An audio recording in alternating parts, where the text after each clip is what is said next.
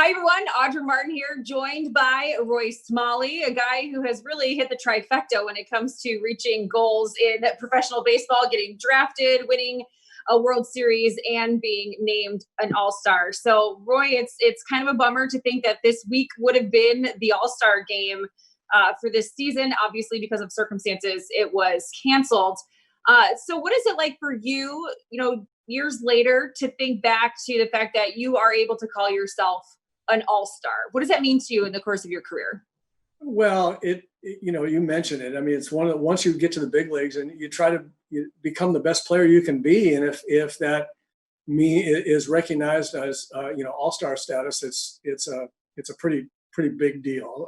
In your personal goals, it was really meaningful to me because it's meaningful to everybody, but it's meaningful to me in this way.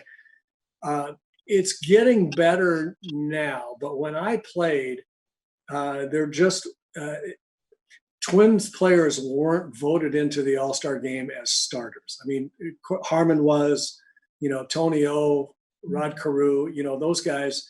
But other than that, meaningful all-star contributors from the Twins, people that ultimately became, recognized as all-stars, just weren't voted in, as starters very often.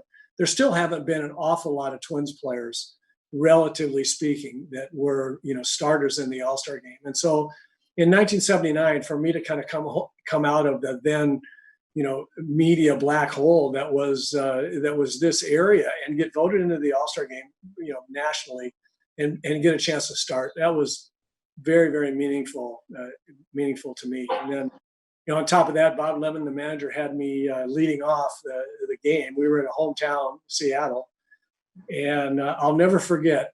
There's so many things I won't forget about the All-Star game that I played in, but my most significant memory probably is going out to take the field in the top of the first inning, and Carl Yastrzemski is at first base throwing the ground balls to the infielders, to warm up. And I look to my right, and there's George Brett. I look to my left, and there's Frank White at second base.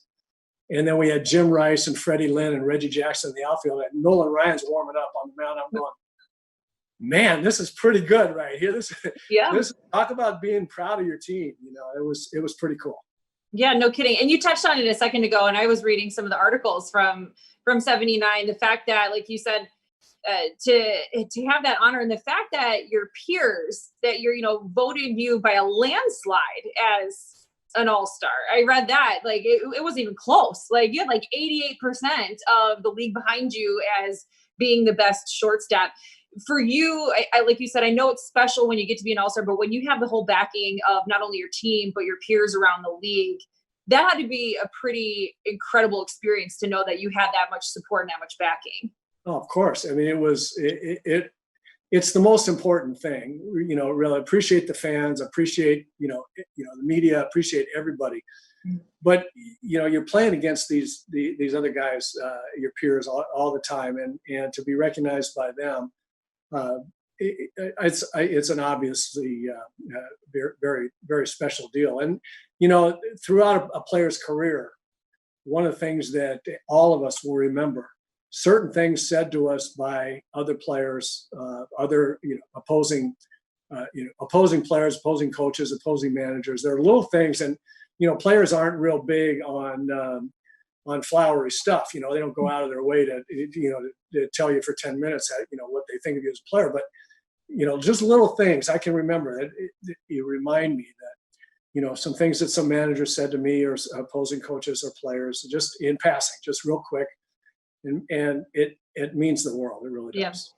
That's awesome.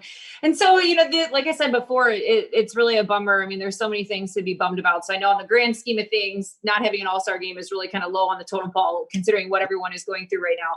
But when you do get to watch all-star games as a former all-star, former player, what's one of your favorite things that you like and you look most forward to being able to sit and watch the game unfold? Well, if you think about it, I mean, I love watching the game during the season because on the field, there are these tremendous athletes now in baseball that do amazing things, performance-wise on the field, pitching and hitting and defense, everything. And so I just love watching these kids play. We get to the All-Star game. Now you got the creme de la creme in a given year. And so if I liked watching during the season, boy, do I like watching these guys. And some of the performances that come out best against the best, right? Mm-hmm. The other thing is about that is the history of who's played in the All-Star game and some of the great All-Star games in the past. Yeah. Earlier this year, Fox Sports North asked me to live tweet during a replay of the 1965 All-Star game, which was held at the old Met Stadium. Yeah. And that was an absolute treat. I mean, I got chills, watching the people that pitched, in that game, Sandy Koufax and Bob Gibson and Don Drysdale and Harmon hitting a home run in the game in his home ballpark. And, all these things that watching the performances of these people. And frankly, some people complained about the graininess of the footage and all that. I loved it. It was black and white. It was, stirrups were up high. It was old-fashioned overhand hardball in the All-Star game. And I just thought that was really cool. So I guess what I'm rambling about here is that just the legacy and the history of All-Star games going back as long as anybody can remember or read about, and then comparing them to performances in the All-Star game now. I mean, it's what it's all about. We certainly miss having the opportunity to see it this year. You're right; it's a little lower on the totem pole of importance, but for those of us baseball fans, it's just a reminder of how crummy this thing has been. Yeah. Well, and a reminder of how lucky everyone else has been to at least experience it, and hopefully they'll get to experience it next season when things get back to normal. Yep. Well, thanks, Roy. Really appreciate it. It's been fun taking a little bit of a trip down memory lane, and we look forward to seeing you soon. I appreciate it. Thanks.